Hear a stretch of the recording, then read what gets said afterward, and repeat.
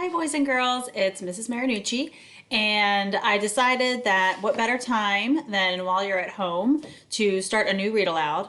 The read aloud that I'm going to be sharing with you is one of my favorites. It's part of the Roscoe Riley Rules series, and we're going to be starting with book number 1. It's called Never Glue Your Friends to Your Chairs. Solid advice, people. Solid advice. The series is written by Catherine Applegate, and it's good, it's funny, and I think that you all will appreciate it. So tune in over the next couple of days for a little read aloud lesson with Mrs. Marinucci. We're going to start today reading the first couple of chapters. Chapter 1 is Welcome to Time Out. Hey, over here. It's me, Roscoe. Welcome to the official Roscoe Riley Timeout Corner. Want to hang out with me? I have to warn you though, we are going to be here a while. See, I kind of got in some trouble today. Again. Kids have to follow so many rules. Sometimes my brain forgets to remember them all. It's not like I try to find ways to get in trouble. It's just that trouble has a way of finding me. Truth is, I'm just a normal, everyday kid like you. My favorite food is blue M&Ms. My favorite sport, bed jumping. My favorite color is rainbow. And my most not favorite thing is lima beans. See, like I said, just a normal, everyday kid. A normal, everyday kid who sometimes gets into trouble. Like today, I was just trying to help out my teacher. How was I supposed to know you shouldn't glue people to chairs? With Super Mega Gonzo glue? You've done that, haven't you? Oh, never? Oh, well, maybe you should hear the whole story. Chapter 2, Something You Should Know Before We Get Started. Here's the thing about Super Mega Gonzo glue. When the label says permanent, they mean permanent, as in forever and ever. Chapter 3, Something Else You Should Know Before We Get Started.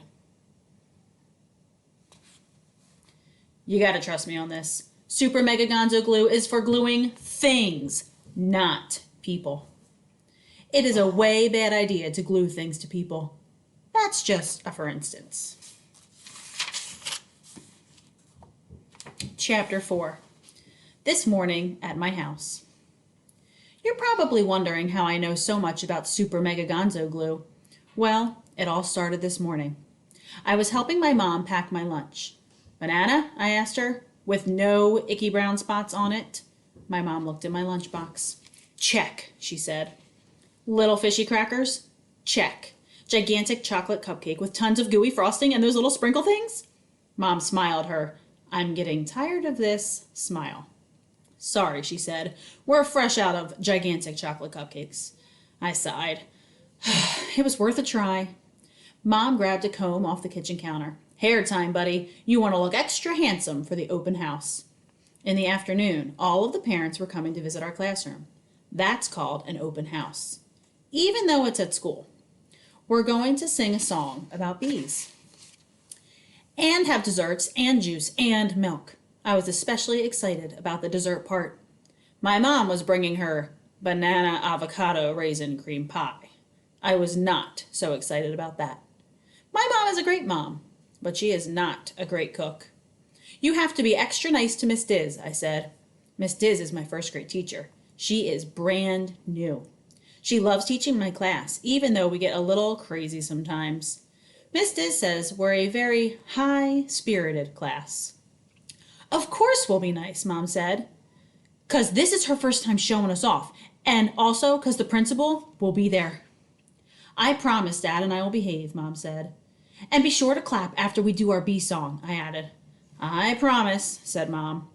And no laughing, I added. Why would we laugh, sweetheart? Because yesterday when we practiced, it was kind of a mess, I said. The head bobbles kept coming off. Mom frowned and asked, What's a head bobble? You know, the 10 knees on a bee's head. I put my hands on my head and wiggled my pointer finger to show her. Oh, my mom smiled. You mean the antenna. I'm lucky, 'cause I'm in the rhythm section. We pound with sticks and keep the beat, and we get bobbles too. That's a very important job. Mom kissed the top of my head. Don't worry, I'm sure everything will go perfectly today. Mom zipped up my lunchbox. Okay, kiddo, you're good to go. Just then I remembered something. Wait! I cried. There's one more really important thing. I was supposed to bring art supplies yesterday for the art cupboard, remember? You said we would bring them, 'cause it's easier than being a room mother. Oops, I almost forgot, said Mom. She grinned. Roscoe to the rescue. My family likes to say that when I help out. My dad came in and poured a cup of coffee. He was wearing a business suit, a brown sock, and a bare foot. Morning, he said. Roscoe, is your brother up yet?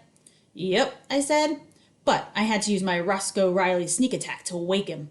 Would you like to try it sometime? I'm listening, Dad said. He made one eyebrow go up. It's a trick a lot of dads can do. Well, first, you knock real polite on Max's door. Then he growls and tells you to come back next year. And then, asked Dad. Then you jump on his bed like it's a trampoline and you scream, Rise and shine, you bum! And if he still doesn't wake up, you squirt him with your juice box on his nose and on his toes. I see, said Dad. Crude but effective. It is always nice when your dad is proud of you. Mom, I said, what about the art stuff?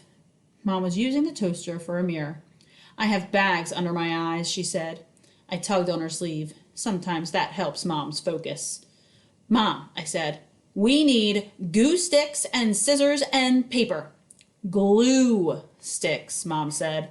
The art supplies are in the junk drawer. Would you go get them, Roscoe? I need to see if Max is ready for school. The junk drawer is one of my favorite off-limit places. It's like a pirate treasure chest, only with no rubies. I opened the drawer. I looked inside. Wow, I thought, this drawer is full of cool stuff. And that's when all my trouble started. The next time we come together, I will be reading Chapter 5, Don't You Dare Glue. All right, I'll see you next time.